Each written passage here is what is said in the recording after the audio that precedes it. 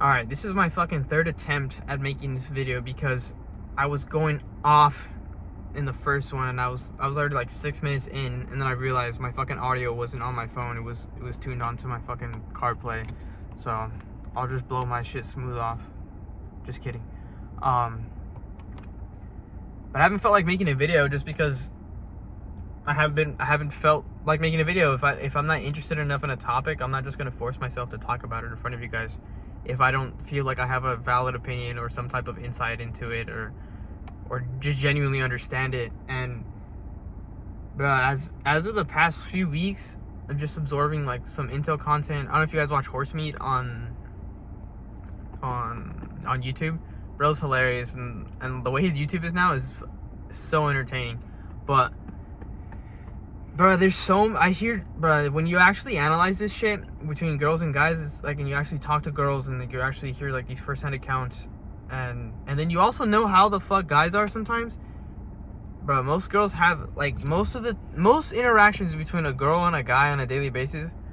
Not on a daily basis, but just on like actual interactions, like they're negative. Most of them are negative. You talk to girls, and I don't have to fucking go and explain myself for 20 minutes about this. Like, every girl has a plethora of negative interactions that she's had with a guy, whether it's like getting asked out like out of nowhere or awkwardly, or guys just, you know, breaking that touch barrier too quick, or just acting weird or saying weird shit. And it's like, bro, I feel like 90% of these situations can be avoided, and there's so many of these guys that just like take these interactions, and instead of just being like, oh, bro, like, low-key, I was tweaking right there, like, that was kind of fucking weird, I should like reanalyze and just fucking get better at learning how to talk to girls and this and that. Now they take it as negative from the girl. They're like, oh, bro, like, girls are just aren't going for guys, like, they just want the top fucking 1%, 6'5", fucking XYZ and all this shit, when in reality, bro, you're just kind of chopped, bro. And you dead ass have to put yourself in their position, bro. Like, if you're a bad bitch and you got all these options, and you look at you with the way you are right now, physically, mentally, and whatever you got going on spiritually, and would you be like, damn, bro, this low-key a catch, damn, bro, like, he's funny, he's smart, he's fucking goofy, he's like, all, like, would you genuinely have attributes to that people would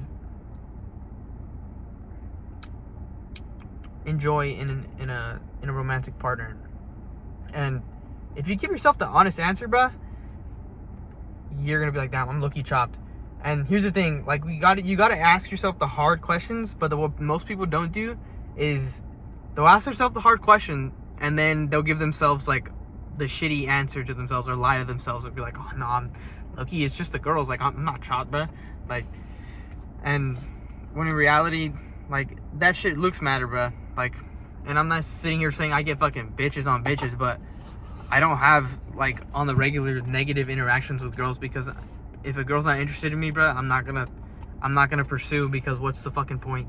Like, as cliche as it may sound, and I feel so cringy talking about some of this shit because it feels like such common knowledge, but after absorbing like all these first-hand accounts and like over the years of interacting with older people and the younger crowd at my workplace in an office setting, and just seeing friends and friends of friends, bro, I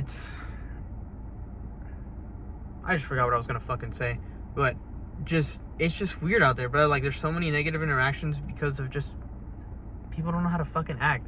It's like, as cliche as it may sound, bro, you act like you're fucking like yourself. Just be yourself, and one of two things is gonna happen, or people do one of two things.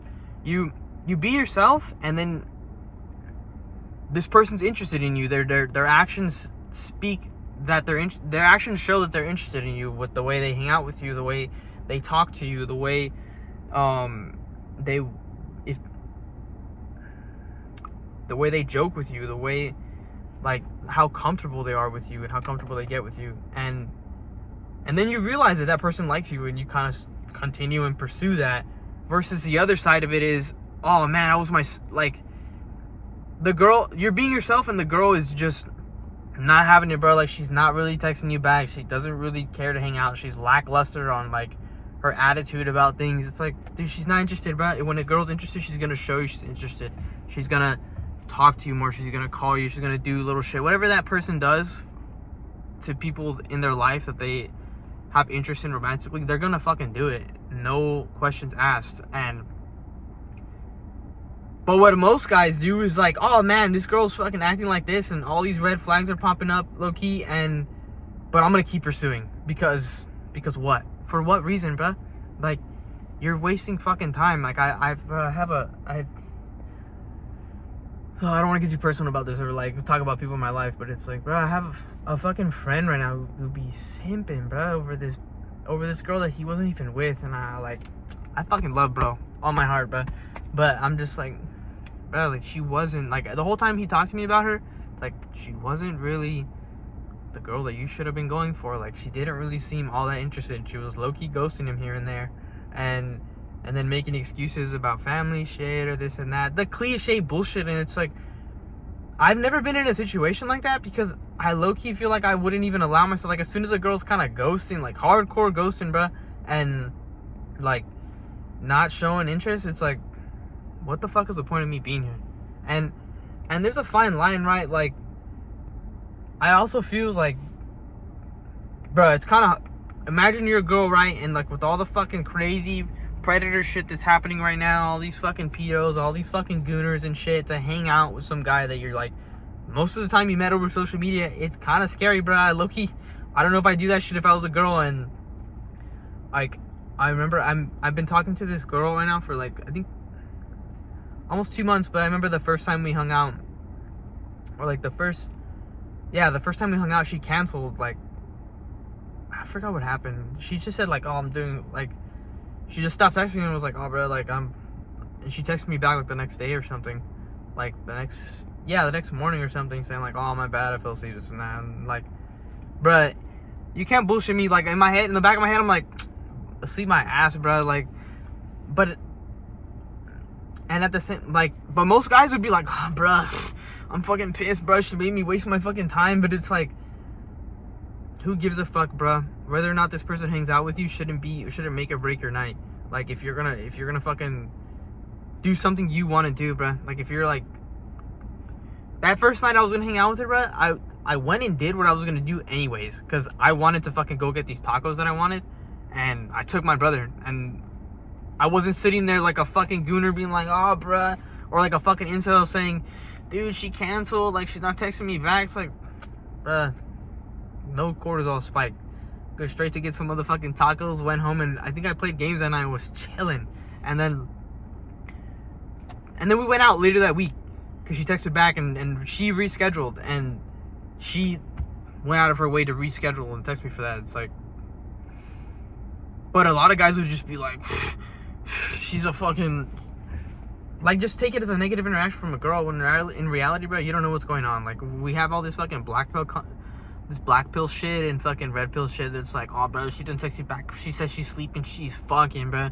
And it's like, there are good girls who, I mean, you can't even, it's not even necessarily just good girls, there are people who are just fucking busy, bro, like, who have school, who have work, and low-key like to sleep, and low-key just like to fucking go to the gym and keep to themselves. But I'm not saying that's every case. There's a lot of girls who are gonna bullshit you, but at the same time, you can't take that as concrete, as like every girl, dude, she says she's sleeping, she's fucking, like, she's with some other fucking dude. Like, chill out, bro. Like, I don't know, I guess I have a philosophy where if, like, I'm gonna start talking to somebody, I'm gonna trust you until you give me the reason not to. As soon as you do some sus shit, I'm gonna be like, nah. Like, I'm just, it's definitely gonna stick in my brain.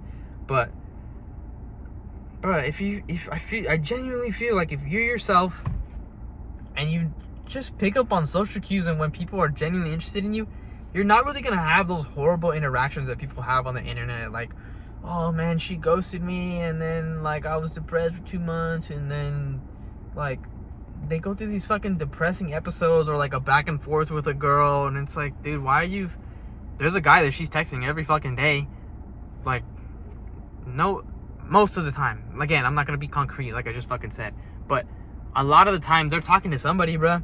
And yeah, there's just so many negative interactions out there between girls and guys, and it's just fucking, it's getting to a point, bruh, where, I mean, I used to not be an incel, but like low-key absorb a lot of like that red pill content, and I would kind of retreat into that mindset of like, oh, these bitches be trifling, bruh, and it's like,